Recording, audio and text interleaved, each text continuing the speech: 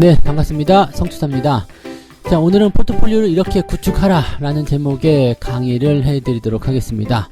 지난 시간에는 우리가 포트폴리오를 왜 구축을 해야 되는지 거기에 대해서 말씀을 좀 드렸는데요. 뭐 기억은 안 나시겠지만 복습을 한번 해보도록 합니다. 포트폴리오를 구축을 해야 되는 이유는 첫 번째는 리스크의 감소였죠. 리스크가 줄어듭니다. 큰 덩어리 하나를 가지고 있으면 그 리스크가 100%에 달하지만 이것을 잘게 쪼개게 되면 각자의 리스크로 나눠지기 때문에 하나를 10개로 쪼갰을 때 리스크는 10%로 줄어든다. 기억나시죠? 자, 그 다음에 계좌 전체의 상승 효과를 노릴 수 있다. 즉 시장이 어떤 그 변화에 구애받지 않고 계좌가 꾸준하게 올라갈 수 있는 상황을 만들어낼 수 있다. 이런 얘기입니다. 자, 일단 그런 좋은 포트폴리오 이제 어떻게 구축을 해야 되는지 좀 알아보도록 합니다. 자, 일단은 포트폴리오를 구축하기 전에 무엇에 대한 개념을 먼저 알아야 되냐면 대형주와 중형주, 소형주 이런 그 종목들의 덩치에 대해서 좀 알아야 됩니다. 왜냐면은 그 덩치별로 수급 주체들의 움직임이 좀 다르기도 하고요. 시장의 변화에 따른 등락폭이 좀 다르기도 하거든요. 자, 이 대형주를 구분 지을 때는요.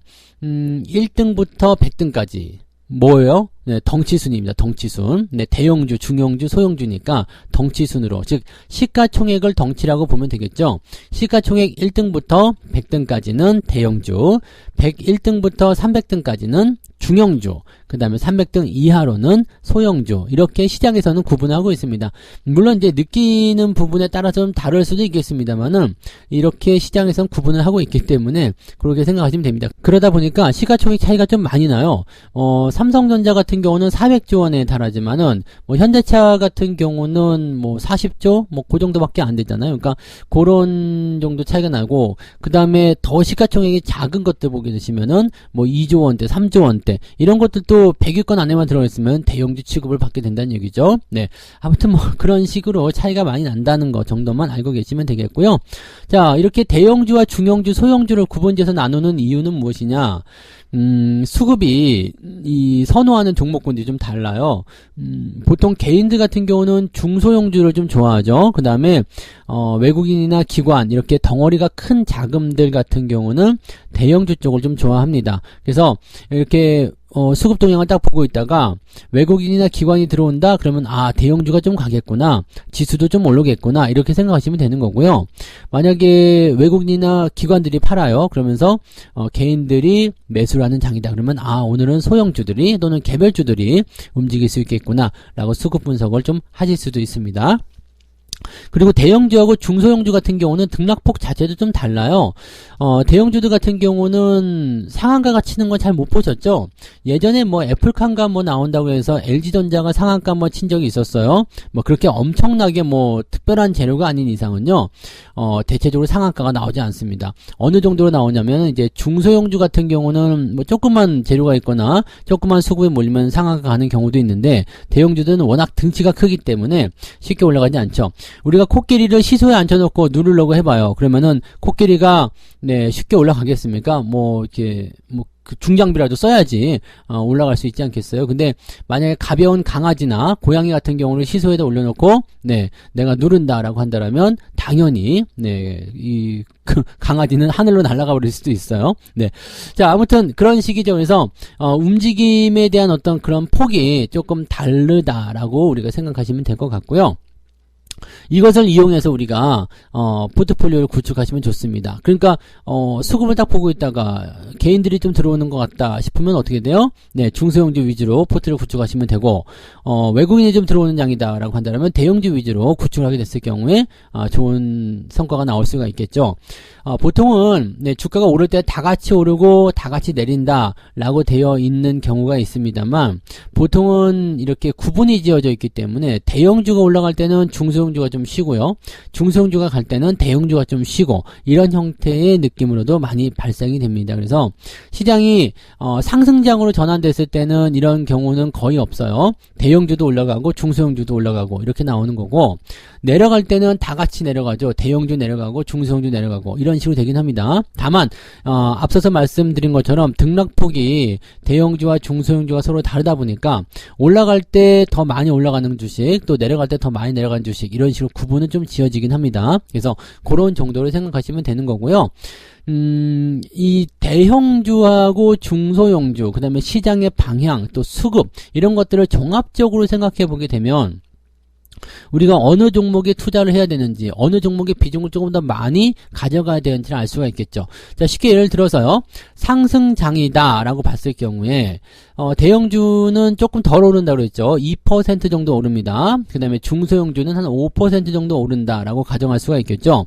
뭐 더 많이 차이가 나는 경우도 있겠습니다만, 뭐 쉽게 예를 들어서 대형주는 뭐 한 2발자국 가고요, 중소형주는 5발자국 간다, 이렇게 생각한다라면 상승하는 장이기 때문에 대체적으로 다 같이 오르긴 했습니다만, 이거는 시가총액 상위의 종목군들이 2% 올라갔을 때는 덩어리가 더 커지는 거지만, 우리 입장에서는 투자금이 어때요? 똑같잖아요. 뭐 대형주에 100만원, 중소형주에 100만원 이런 식으로 투자가 됐을 거 아니에요. 그렇기 때문에 대형주 100만원짜리가 2% 올라간 것과 중소형주 100만원짜리가 5% 올라간 것은 수익률 면에서 차이가 생긴다는 얘기죠. 그러니까 상승장이 왔을 때는 대형주의 비중을 조금 줄여야 되는 포인트가 있겠죠. 그 다음에 중소형주는 조금 더 늘리는 형태로 가시면 됩니다. 그 다음에 하락장이 나왔을 때는요, 대형주들은 내려가는 폭이 또 적다고 했잖아요. 올라갈 때도 적지만 내려갈 때도 적어요. 2%밖에 안 내립니다. 중소형주는 5% 이상 내리게 되는 거죠. 그렇게 되면 어떻게 돼요? 하락장에서는 대형주들을 조금 많이 가지고 가는 게 유리하겠죠. 이 대형주 중에서도 뭐 방어주적인 개념들이 있겠죠. 뭐 금융주라든지 그런 쪽 보시면 대체적으로 시장이 조정을 받을 때 방어를 해주는 그런 역할을 좀 한다고 보시면 됩니다. 자, 그러니까 결론을 정해보면 상승장에서는 대형주를 한 3 정도의 비율을 가져간다면 중소형주를 7할로 가져가시면 되겠죠. 대형주 30%, 중소형주 70% 이런 정도의 포트를 구축하시면 되고요. 하락장이 되었다라고 한다면 대형주를 70%, 중소형주를 30% 정도 하면 됩니다. 현금은 필요 없나요? 네. 현금은 항상 없잖아요. 네, 돈이 항상 없는데 뭐 현금을 뭐 비중을 채워놓은, 현금도 어떻게 보면은 종목이다, 비중이 있어야 된다 이렇게 얘기하잖아요. 현금을 항상 갖고 있어야 된다. 근데 그거 지키는 사람은 별로 없어요. 저도 현금이 없거든요. 네, 왜냐면 현금 있는 족족 주식을 사야지 현금을 이렇게 잘 못해놓고서 이렇게 하시는 분은 별로 없다고 생각합니다. 그래서 현금은 계산하지 않았고요. 네, 대형주 3대 7, 대형주 3, 중소형주 7 이렇게 할 것이냐, 아니면은 대형주 7, 중소형주 3 이렇게 할 것이냐, 이런 부분들을 보시면 됩니다. 자, 그럼 여기서 우리가 한 가지 아실 만한 부분이 좀 생겨요. 상승장에서 대형주를 3 정도 하고 중소형주 7 정도 한다. 자, 이렇게 되면 그 중소형주의 상승률이 훨씬 더 높다라는 거잖아요. 그 다음에 하락할 때는 대형주가 2 정도 내리고 중소형주가 5 정도 내린다고 했으니까 개별주의 변동성이 더 커진다, 이것을 알 수 있잖아요. 자, 그렇게 되면 수급의 주체들은 어떻게 될까요? 상승장에서는 일단 외국인들이 강하게 들어오겠죠. 근데 얘네들은 대형주를 집중적으로 한다고 그랬습니다.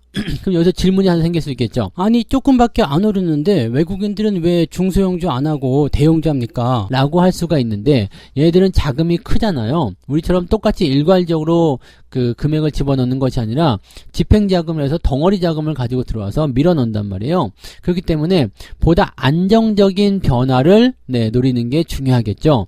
우리가 뭐 한 100만원 정도 투자를 한다라고 했을 때 뭐 코인에다도 할 수 있고 뭐 다른 데도 할 수 있고 뭐 그냥 어디 길거리 가다가 야바 위에다가 할 수도 있고 뭐 그런 거잖아요. 근데 그런 것과는 좀 다르게 외국인들 같은 경우처럼 이렇게 덩어리가 큰 자금, 내 전 재산을 가져다가 투자를 해야 되겠다.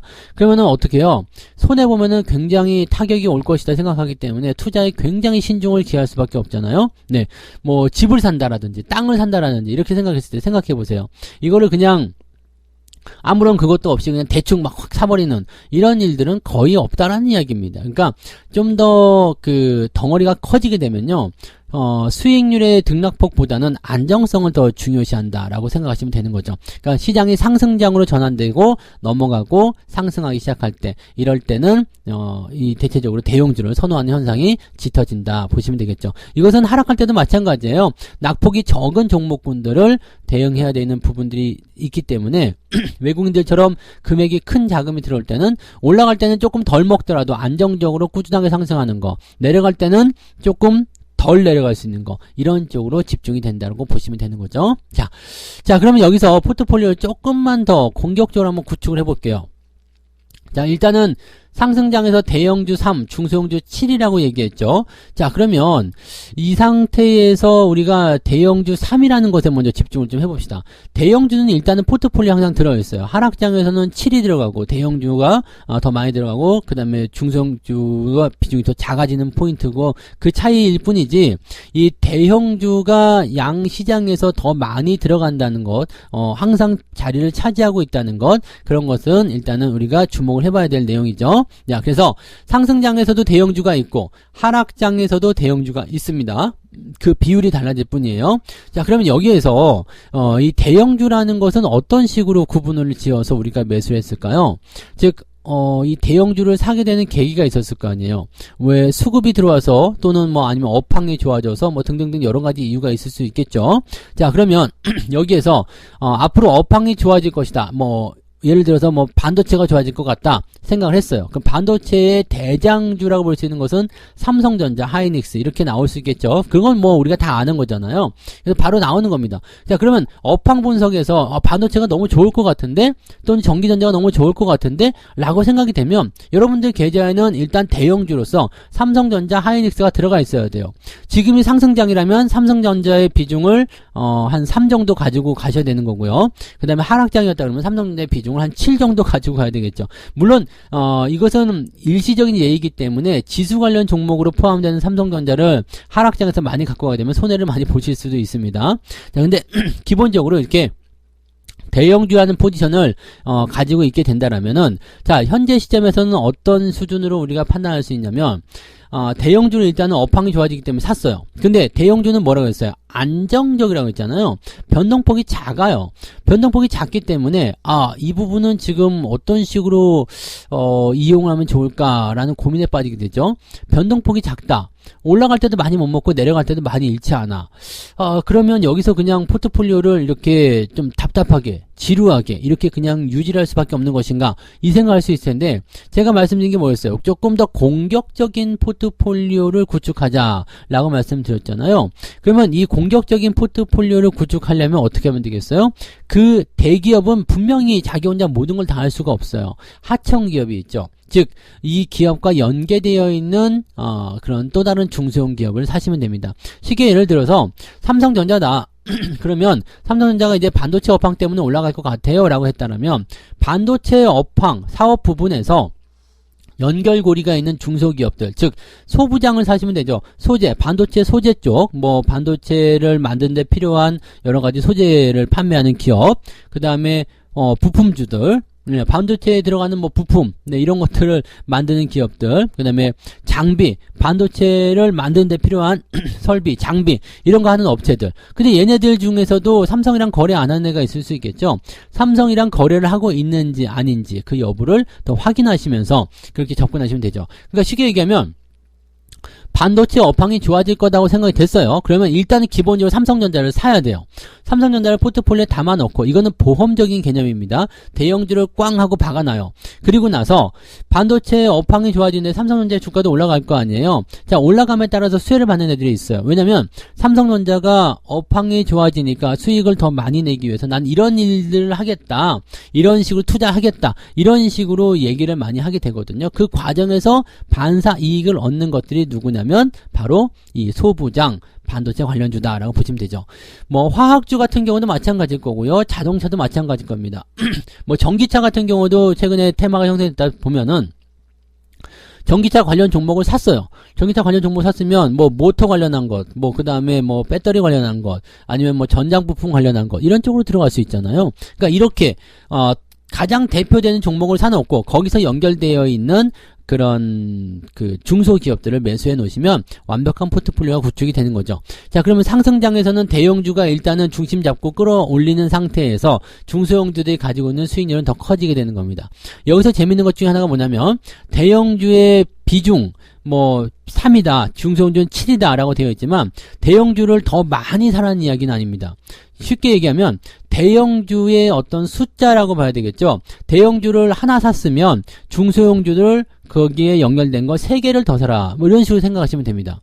그러니까 대형주를 만약에 3개 샀어요. 그러면은 이제 거기에 연결된 종목들, 중소형주를 한 7개 정도 사면 된다. 이런 얘기입니다. 그러니까 이거를 꼭 지키실 필요는 없어요.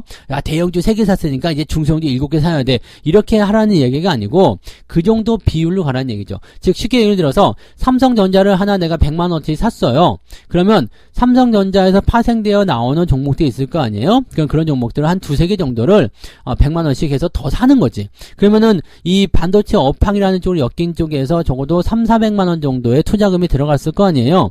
그러면 그 부분들이 삼성전자도 올라서 좋지만 중소형주들은 더 빠르게 올라가기 때문에 기본적으로 수익률이 커진다는 얘기입니다. 대신에 변동성이 나올 때는 또 이 대형주가 잘 붙잡아주고 지켜주기 때문에 괜찮다는 이야기 되는 거죠. 자, 그러면 하락장이 됐을 때는 얘기가 좀 달라지겠죠. 자, 중소형주가 3이고 대형주가 7이에요. 그러면 내가 삼성전자를 샀어요. 근데 하락장이 만났어. 근데 삼성전자에 대한 부분들을 이제 방어용으로 이제 가지고 있다. 근데 삼성전자는 방어주가 아니기 때문에 은행주 쪽으로 한번 가볼까요? 네, 은행주 쪽으로 한번 가봐요. 그러면 뭐 KB금융을 샀어요. 방어주적인 성격이기 때문에 주가 많이 안 떨어졌어. 그래서 이거 좋아가지고 샀는데 중소형주를 엮을 게 별로 없잖아요. 그럼 그냥 놔두시면 돼요. 근데 내가 만약에 방어주적인 성격이라고 생각해서 삼성전자라고 해봅시다. 삼성전자를 샀어요. 그럼 엮여있는 종목들, 소부장 이런 애들이 있을 거 아니에요.